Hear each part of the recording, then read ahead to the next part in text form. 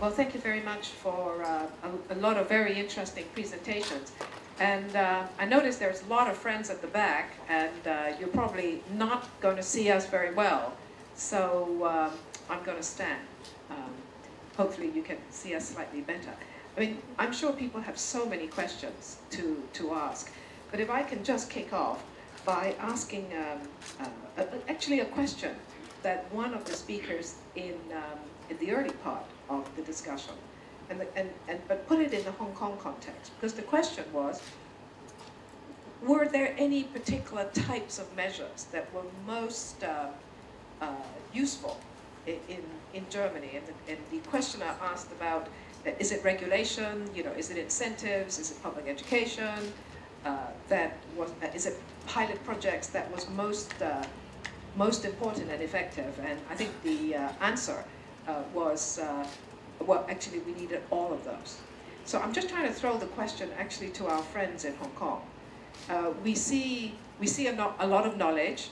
We see some ambition to do some big, some major experimentation in Hong Kong, and we have a number of really very, very experienced people in the construction, building, engineering, in that whole realm here. Where we are today, in light of your ambition, in light of these possible projects that are coming up, if we were to take a look in 5 years' time, what would you like to see in terms of, is it regulation, more education, more incentives in terms of these projects coming through? In 5 years' time, where do you think Hong Kong could be? Who would like to go first? There we go. Raymond. Okay, in my earlier presentation, I highlight basically the carrot and stick approach in enabling us to achieve the zero carbon strategy at the end. The low-hanging fruit legislation required, which is exactly what the government has been doing lately. Middle of next year, the building energy code will be fully enforceable. For the first time in Hong Kong, we do have a energy code that stipulates the building systems to be in place in buildings. And so the industry, in fact, has been adopting the voluntary standard for at least about the past decade. But now we finally have it in legislation as part of the Building Energy Efficiency Ordinance, right? So that is the starting point. And I understand the Council for Sustainable Development is currently undertaking a public consultation or survey, seeking comments from the communities about what more we as a community can do. That also include one of the first question asking whether the government ought to tighten or making the building energy code more stringent. So even tighter than what we have. And also with our involvement and also other consultants' involvement in town with the buildings department, that they are contemplating doing some guidelines for energy efficient measures for residential buildings. You may be surprising to know that even up until now, we don't have an energy efficiency. We do have an overall thermal transfer value stipulated in the Building Energy Efficiency Ordinance, but that's only one part of it. But that only applies to commercial buildings. But it doesn't apply to residential buildings. So you see a lot of residential buildings put up in Hong Kong with such an extensive glazing and window-to-wall ratio that put people in mind whether they are actually wasting a lot of energy. Government is thinking of putting some guideline, and might be eventually, maybe in 5 years' time, as you say, to have legislation stipulating the thermal energy performance of residential buildings in Hong Kong. But would you say, I mean, you're very close to government, you do a lot of government projects, and you're very close to the built environment sector. And actually, government having just passed this piece of legislation very recently they're already consulting to talk about tightening it. Do you get a sense, in fact, that the industry and government is quite keen to actually push further? That in 5 years we could have even a tighter piece of legislation? I can't preempt any possible outcome of the survey, because there's so many different stakeholders in town with different vested interests. But certainly the government themselves, as far as I understand, is thinking along that line. And there's some sectors in the community are pushing along this, but no doubt there will be different views among different stakeholders. I think it's better wait for the Council for Sustainable Development. The chairman of that particular task force is K.S. Wong, sitting at the front there. So he may be able to we might inject ask him for a comment. Gui Yi. Maybe I think Hong Kong has its unique feature. It is a high-rise building. It's a very scarce land. I don't think we can reach the level in Germany or in the UK status in terms of the number of the Energy Plus buildings in real life operation. But however, I think in terms of this, what we're all trying to do at the moment is promote this concept and promote this practice. For instance, like CIC, this zero carbon building.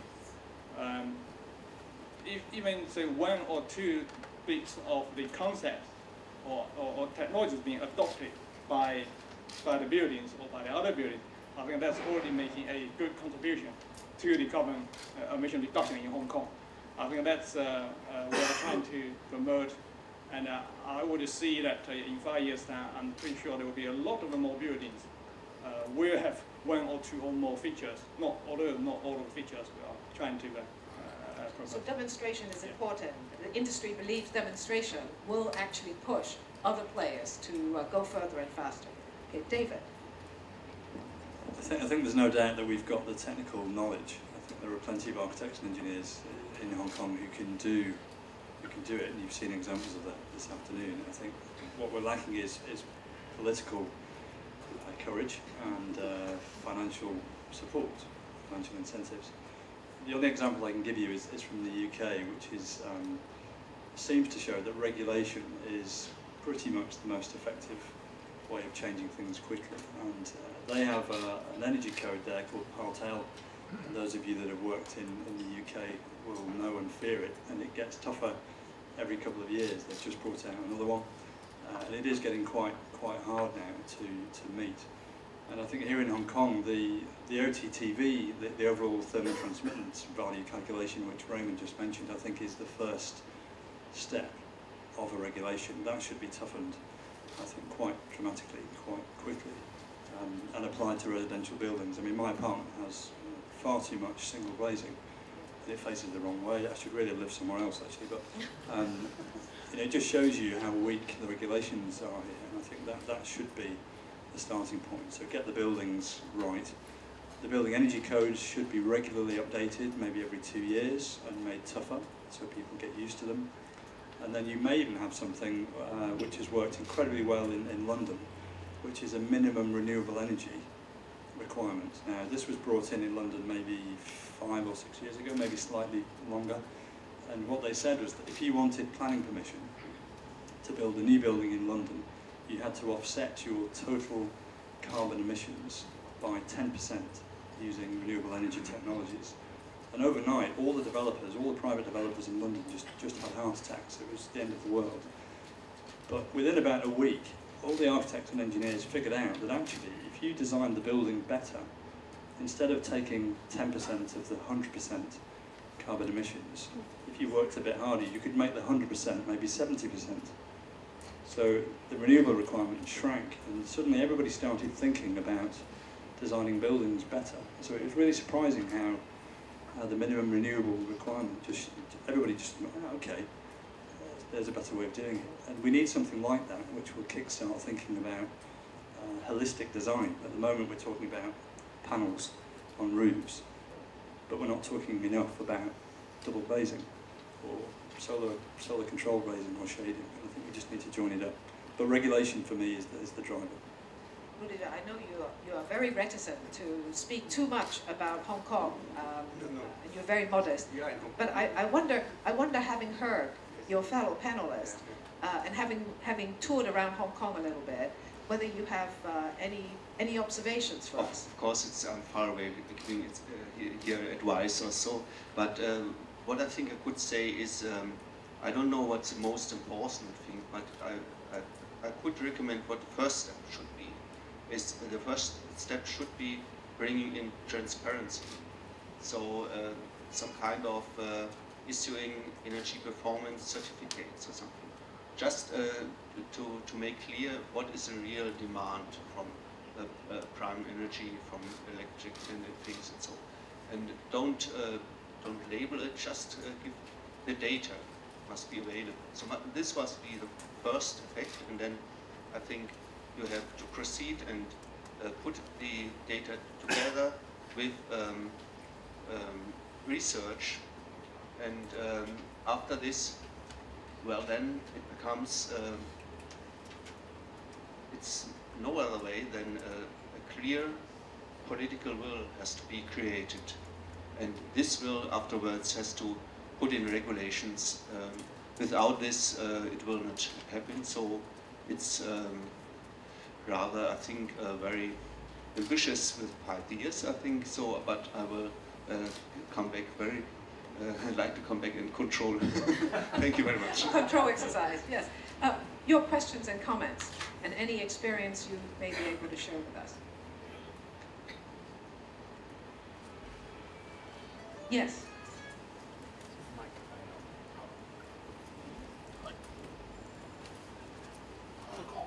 Robert Gibson, City University. I think the last answer probably is the answer to the question I'm going to ask, but I'll ask it anyway. There's high property costs here, so there is a lot of pressure to commission buildings immediately they are finished. And this sometimes leads to them running less efficiently than designed. And the question is, how do we correct that? And I'm also wondering whether there are any people in the audience who are also, I think, expert in this area. The question is about commissioning of buildings. Are we doing it well enough? Can we recommission older buildings to make sure that they're working well? How can we start this process? Any comments? Any comments from the panel? David? Yeah. Just to really, you mentioned transparency, and you also mentioned energy performance certificates in your talk, and I think getting buildings commissioned is really difficult. Even if you have plenty of time, it's actually quite hard, and as soon as the people move into the building, they don't use it in the way you thought they would. So you find that if you have an energy performance certificate, like the one you see on your refrigerator at home, that is usually for a design condition, so it's a theoretical performance. What is now happening in parts of Europe is I think it's every 2 years, I may have that wrong, but there is then a display energy certificate, which is a real-life fuel bill analysis, and what you end up with is a certificate in a frame in the reception of your building which shows the design theoretical energy use on the left, and on the right-hand side there is the actual. Now, you could say, look, when your building is finished, look, we got an A, brilliant, and all your tenants move in, and then 2 years later you've got a D, or a 4, or whatever it is, and that's not very good, but I think that's the only way to achieve the transparency that you're talking about. An ongoing, how is the building doing? It's like going and getting your car serviced every year. Is it doing okay? Am I wasting money? Is it using more fuel than I thought it would? David, can I just ask you for some clarification? Because I think there are also some general folks here. This idea of commissioning of a building, is it well understood? Does anybody not quite understand what this process is? So I think it might be useful just to say, okay, you've got a new building. Let's say the building is built to BEAM plus standard. What do you do when you receive your building? Because I think we tend to see a building as a dead object. It's a bunch of concrete, so it's there. What is the process of commissioning? If you imagine buying a car, when you buy a car, it comes with a manual, and someone else has driven it round to make sure that it works. So that process of driving it around and making sure it works and it does everything it says in the manual, That should happen at the end of a building's Is that like the construction period. test drive? It's a testing Okay, bit, so yeah. how do we test a building? Normally, the air conditioning system is finished, they turn it on, does it reach the temperature you wanted it to, do the lights turn on and off, does hot water come out of the tap? That's what commissioning is testing the building Okay, before you... But then it's a open it. process. Yeah. Who normally would do that job? Because when I move into a new building, I'm just given the keys. So do I take it for granted that somebody has done it? And usually who does it in Hong Kong? I'm sorry to ask these ABC questions, because I'm sure most people don't know, right? Well, the way it normally works is the design team, which will include some engineers, will write in the specification for the contractor, for the builder, please commission the building at the end. And here is a guideline which is very specific about what they should do, and then the engineer will check that that's happened before the building is handed over. Now, in reality, as you mentioned earlier, there is lots and lots of pressure to get the building handed over, and often that period is squeezed, and that's the same the world over. So it's often not done well enough. Now, in other countries, people are starting to offer ongoing commissioning. So after 6 months, the team and the contractor will come back to the building and they will test it. The same again after 12 months, and this is now becoming a regulation in certain countries, but it isn't here. So it's like, again, taking your car back to the garage after 6 months and 12 months. Is it still doing what I thought it was going to? Actually, Mr. Wong, would you like to perhaps add something to this or some other subject? Yes. I'd like to add a bit on that. In a lot of green building rating system, they put a lot of emphasis on the testing commissioning requirement. And also we highlight it is not, as David highlighted earlier, simply the test and balance, which contractors normally do towards the end of the installation, making sure most of the system working reasonably. But certainly quite a lot of them might not be operating at this most optimum conditions and so on. So those green rating system emphasize that you need to go through a testing and commissioning process, even at the beginning of your design, during the design, construction, and test and balance situation, and post-occupancy and so on. But quite often this could be compromised because of the program and also people moving in to house the buildings and so on. So I think we need to have a re-emphasis on when this particular few credits in those green rating systems would be provided or given out to, rather than forcing it too quickly to give it to the completed project. In some instances it will help a lot, but other instances is the building that's been in operation for quite some time and to undertake retro or recommissioning process. I understand there are a lot of major very big developers in Hong Kong who are really buying into retro commissioning, and they spend some investment and be able to recommissioning the system and end up saving lots of money on a yearly basis, talking about millions a year in terms of electricity consumption. So it pays off itself very shortly. So retro commissioning or recommissioning after the year's operation certainly is worthwhile and is considered to be low-hanging fruits. Right. So any of you who control a piece of property, maybe you can consider recommissioning that building to just make sure that it is performing to its design performance level. Mike. Thank you. Mike Hillman, Civic Exchange. I heard a presentation recently by the owners of the Empire State Building where they talked about the importance of every tenant having a meter to evaluate their electricity usage. Now in Hong Kong, this doesn't happen because building owners in commercial buildings hide the cost of electricity in a flat rate with the rental. Now, how do we persuade, cajole, require building owners to start allowing tenants to see the costs of their or how much energy they're using. And the second comment I add to that is that I asked the Empire State Building gentleman why they did this. He said it makes for much better relationships with tenants far and above the energy savings. So there's two aspects to the question. But the deep question is, how do we start to do this in Hong Kong where there seems to be such value? But we also welcome Mr. Wong to provide any perspective at any time. I mean, take the CIC Zero Carbon building as an example. They built in a lot of measurement points and energy meters to inform the users how much energy they're using. And even we are contemplating having competition among the different divisions, that this particular function group use this amount of energy as compared to the adjacent neighbors within the same premises. And so that will instigate behavior change and with an objective. So we are certainly trying it out on the demonstrator project. But quite frankly, if we want to apply it in commercial buildings, there will be a lot of changes in the present leases, conditions, and so on. But there's a method being looked at, particularly by, in my recent Helsinki World Sustainable Building Conference held 2 weeks ago.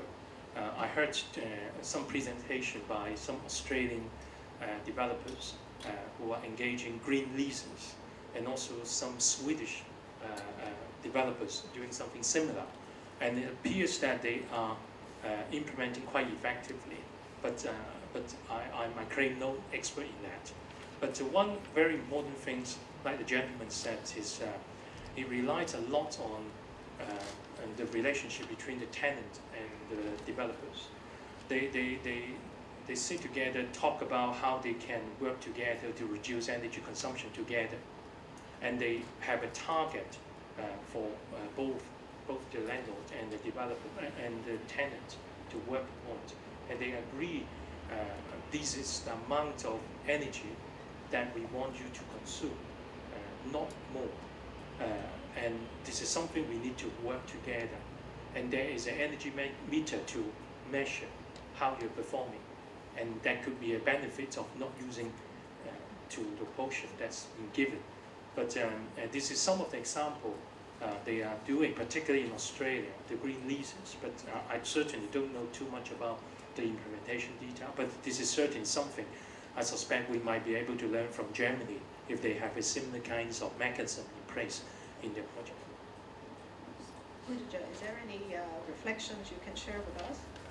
Just to agree, especially with Raymond, and to the last point, I would agree very much that the metering is of extreme value and importance.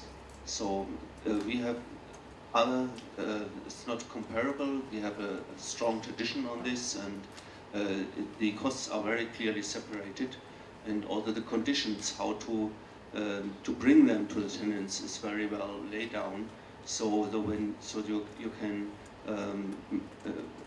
you have a rather objective side on different buildings, and so when I just was hearing here with the flat rates for electric supply and so, I think it would be interesting to make a research project on different buildings and look how flat is really the flat rate for this electric supply. Any comments, questions? Yeah, please.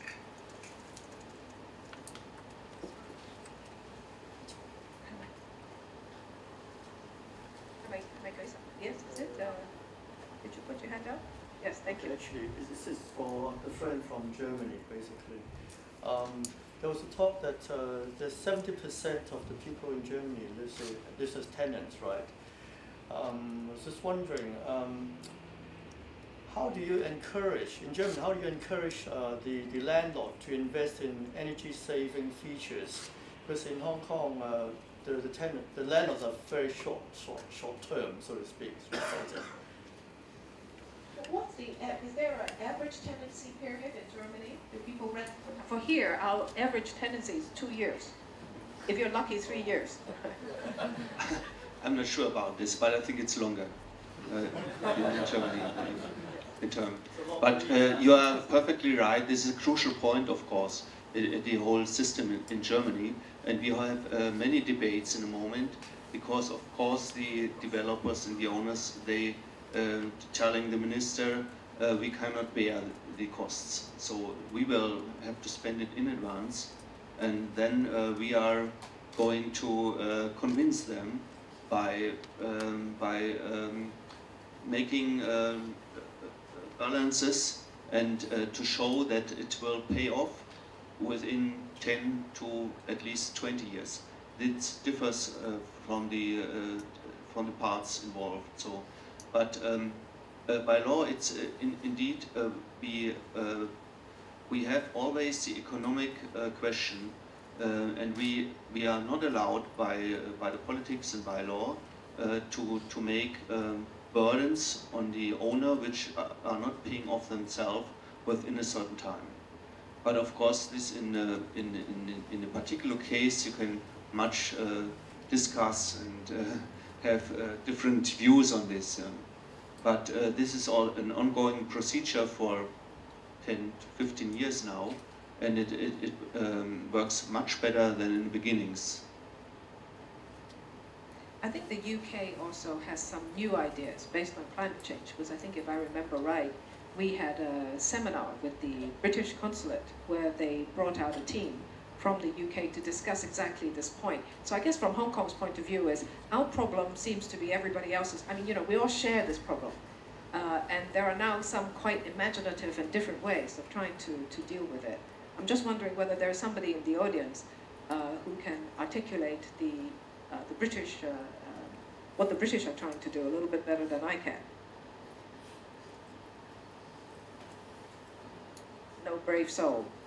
David, do you remember what they might be? I'm not sure if I'm going to answer your question, but the I'll have a go. You know, it was some incentive, right? The government's going to come up with some incentive, and the incentive is tied to... Is it the Green Deal? Yes, yes. Yeah, this is the... Yeah, okay. Yeah, the coalition government have come up with this idea of a Green Deal, and the government will lend you some money to include an energy efficient something in your building, and then you pay back the loan through savings in your fuel bills. So it's like a little loan or a little mortgage on a bit of energy efficient equipment, which is a very simple idea. Yeah, the idea is tying it to you. Yeah. You know, so you get the benefit, and you get the benefit through paying, you know, paying your electricity charges. Yeah. So people are playing around with these kinds of ideas.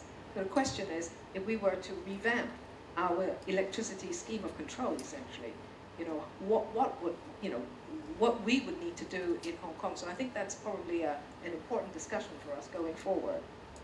Yeah, I think it might come back to the sub-metering point. I think I used to work with somebody who would every evening, about once a month, he would send an email around the office saying, "Turn off your computer tonight." And then the next morning, if you had turned off your computer, he would come in very early and he would leave a chocolate on your desk. And if you hadn't turned off your computer, there was no chocolate. And it was really quite upsetting sometimes. And but what it meant was that it's incentivizing people. And he counted the number of people who weren't turning off their computers as the months went by, and it really dropped.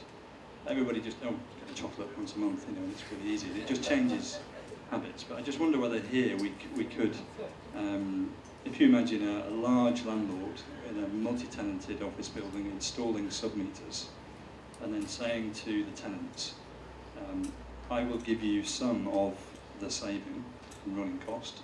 I'll take a little bit to pay for the sub-meters, which I'll get my money back in 2 or 3 years. And then everybody in that building becomes quite competitive. The results are published, or we're beating the 17th floor, you know, we've beaten them for 6 months, we got a chocolate, you know, and it just gathers pace. And I think something like that, the idea of a Green Deal, almost a loan, if developers grabbed this and did it, I think they'd save quite a bit of money. But the problem here is that rent, compared with energy cost, you know, it's just such a massive multiplier, much higher than probably anywhere else in the world, actually.